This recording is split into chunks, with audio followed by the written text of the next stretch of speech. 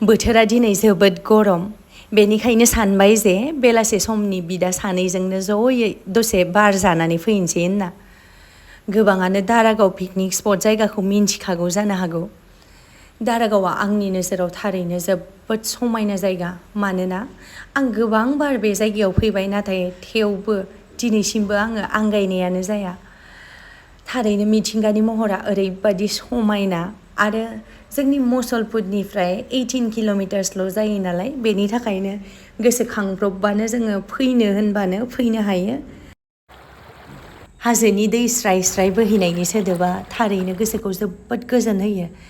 जानो हागौ आं जाबादिहाय गोजोननाय मोनो बेबादिनो गासैबो मोनखायो माबा मोनसेथ' गुमुर दं बे दैनि सोदोबावहाय नङाबा ओरैनो गोसोखौ एथ'बां सुग्लाय होनो हाया आरो बेबादि समायना नुथायनि सेराव फैनानै दसे समबाबो टाइम स्पेन्ड खालामनो मोनब्लाथाय गोसोखौ थारैनो जोबोद गोजोननाय मोनो जिउनि गुबै मोनदांनाय एबा गोसोनि गोजोननाया मिथिंगायावनो दं जेन आरो जों बे समायना नुथायनि गोजोननायखौ लायै लायै बेबायदि समायना जायगायावहाय जानायनि मजायानो एबा जुथियानो एसेबाबो आलादा जायो साबसिन मोनो मानो मिथिया माबा मोनसेथ' साबसिन मोनो जों आरो बयबो गासैबो गावबा गावनि लाइफआव बिदिनो बिजि थानाय जायो बयहाबो गावबा गावनि बिजि शेडिउल थायो बयहाबो बिदिनो समाव हेक्टिक डेज सोलियो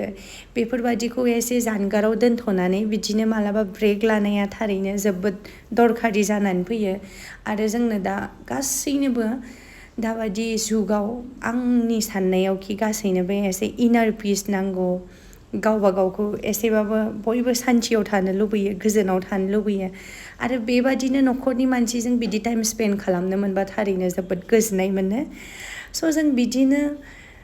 जोंनि दिनखौ दिनै बिदिहायनो बाबेनलांहोबाय आरो बिदिनो जों न' फारसेसिम सफैफिननाय जाबाय आरो लास्टाव गोदै जायाबाथ' देयानो इनकमप्लिट जायो बेनि थाखायनो बे गोदैजोंनो दिनैनि दिनखौ फोजोबबाय